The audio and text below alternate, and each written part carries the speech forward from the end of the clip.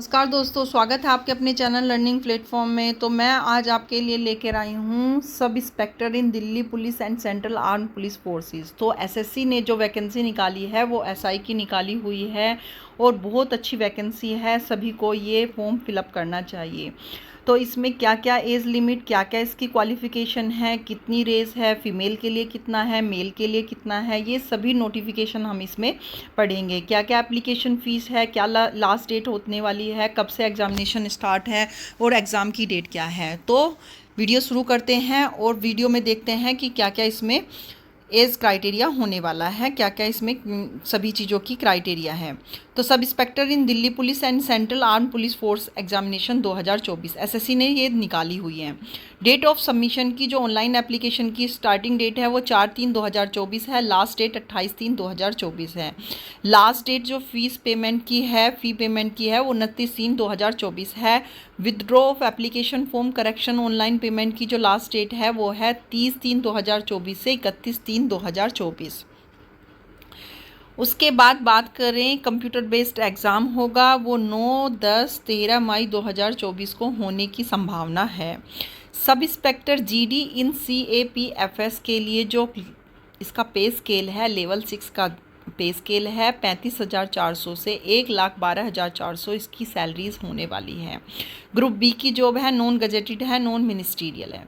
उसके बाद sub inspector male female के लिए जो दिल्ली पुलिस में वैकेंसी आई है उसमें भी जो पे स्केल है वो लेवल 6 का है, 35,400 से 1,12,400 इसका होने वाला है और ये ग्रुप सी की पोस्ट है।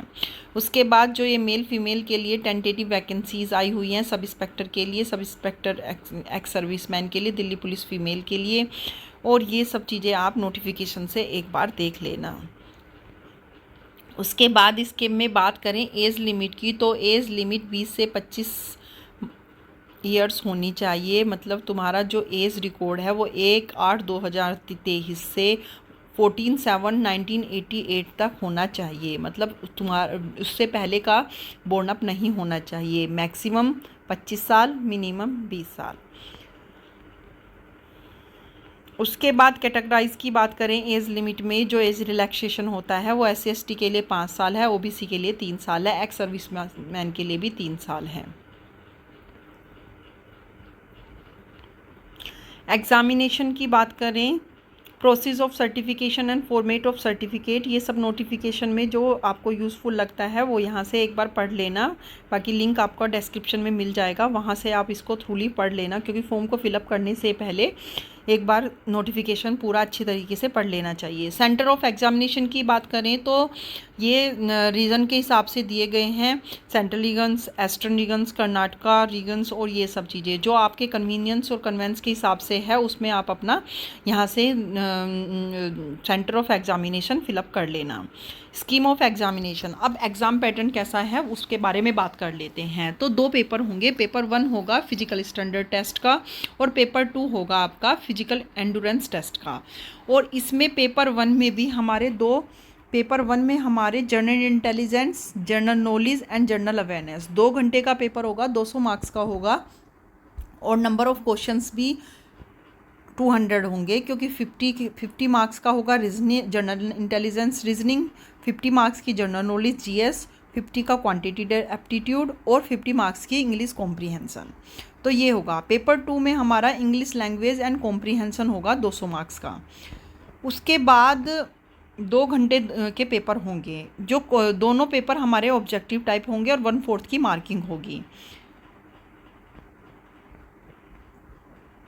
वेटेज की बात करें तो NCC सर्टिफिकेट वालों के लिए हमारे वेटेज होता है इसमें NCC सर्टिफिकेट 10 मार्क्स का, NCC BB सर्टिफिकेट 6 मार्क्स का। और ये जो जनरल अवेयरनेस और जनरल इंटेलिजेंस रीजनिंग आदि के लिए जो होता है हमारा, ये GS के लिए लूसेंट की बुक बहुत अच्छी है। एक बार किसी भी एग्जामिनेशन को देने से पहले लूसेंट की बुक अच्छे से प्रिपेयर करनी चाहिए, उसमें क्वेश्चन बहुत अच्छे से, ये मेरा पर्सनल आपको सजेशन है कि लूसेंट की बुक सभी को पढ़नी चाहिए, क्योंकि उसमें क्वेश्चन का जो क्वेश्चंस दिए हुए हैं वो सभी, जैसे कि GS के, जनरल स्टडीज़ के, जनरल स्टडीज़ में जैसे हिस्ट्री, ज्योग्राफी, सभी के अलग अलग तरीके से क्वेश्चन दिए हुए हैं। तो बहुत अच्छे से क्वेश्चन दिए हुए हैं, उसको सब अच्छे से उसको लूसेंट की बुक को प्रिपेयर करके जाना चाहिए। बाकी क्वांटिटेटिव एप्टीट्यूड के लिए आप जर्नल जो हमारा मैथ होता है वही जो 9th 10th 11th का बेस होता है वही सब चीज़ें आती हैं। बात करें 7th 8th की तो वो भी चलता है। अगर आपका बेस स्ट्रॉन्ग है तो क्वांटिटेटिव एप्टीट्यूड में कोई प्रॉब्लम नहीं आती। बाकी आपको अगर किसी चीज़ में कोई प्रॉब्लम है किसी भी इसमें तो आप डिस्क्रिप्शन में बता देना, उस पर वीडियो बन जाएगी। बाकी ल्यूसेंट की बुक जीएस के लिए काफ़ी बहुत अच्छी है। उसके लिए कॉम्प्रिहेंशन की बात करें तो कॉम्प्रिहेंशन में हमारा जर्नल इंग्लिश जैसे कि इडियम्स फ्रेजेस वगैरह ये सब आते हैं। सेंटेंस में सेंटेंस करेक्शन और सेंटेंस के लिए सेंटेंस रीचेकिंग, एंटोनिम्स, सिनोनिम्स, इनके बेसिस पे कॉम्प्रिहेंशन ये तैयार करते हैं। सिलेबस भी दिया हुआ है इसमें। जनरल इंटेलिजेंस एंड रीजनिंग के लिए आपका सिलेबस है। General knowledge and general awareness का भी है। क्वांटिटेटिव एप्टीट्यूड के लिए भी है। इंग्लिश कॉम्प्रिहेंशन के लिए candidates applied to understand correct English his her basic comprehension and writing ability. इसमें जो हमारा दिया हुआ है vocabulary, spelling, grammar, sentence structure, synonyms, antonyms, sentence completion, phrases and idiomatic use of words, ये सब हमारा इंग्लिश लैंग्वेज एंड कॉम्प्रिहेंशन में आएगा। टेंसेस वगैरह आते हैं और ये सब बेसिक से ही होती है चीज़ें। उसके बाद बात करें फिजिकल स्टैंडर्ड टेस्ट की तो उसमें मेल कैंडिडेट्स के लिए क्या क्या हाइट होनी चाहिए, चेस्ट कितना है, फीमेल के लिए क्या होनी चाहिए और चेस्ट कितनी होनी है, ये दिया हुआ है। उसके बाद फॉर फीमेल कैंडिडेट्स के लिए जो फिजिकल इंड्योरेंस टेस्ट होता है जिसमें रेसेस वगैरह आती हैं, लॉन्ग जंप है, हाई जंप है, उसका क्राइटेरिया दिया हुआ है। जैसे कि मेल के लिए है 100 मीटर के लिए रेस के लिए 16 सेकंड्स हैं, 1.6 किलोमीटर के लिए 6.5 मिनट्स हैं।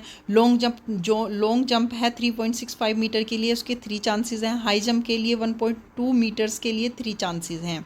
शॉर्ट पुट है 16 LBS के लिए 4.5 metres in 3 chances. For female के लिए अलग है 100 मीटर्स की रेस है 18 सेकंड में, जहाँ मेल के लिए वो 16 सेकंड में था।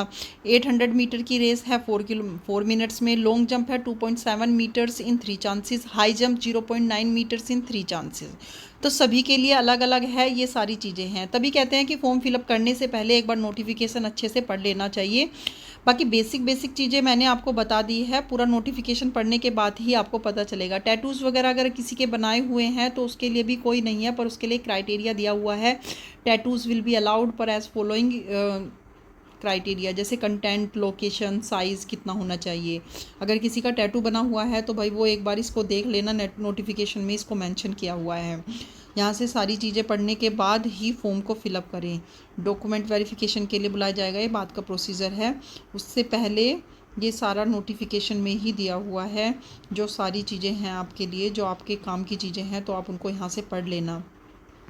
कोई केसेस वगैरह की हिस्ट्री है तो वो भी दिया हुआ है, क्योंकि भाई इनको नोटिफिकेशन में सब मेंशन करना होता है, बाद में कोई प्रॉब्लम ना आए इस वजह से।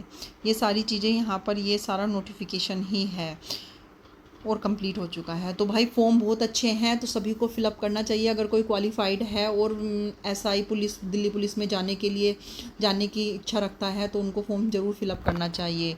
तो अब इसी वैकेंसी के साथ मिलते हैं एक नई रिक्रूटमेंट, नई वैकेंसी के साथ। तब तक के लिए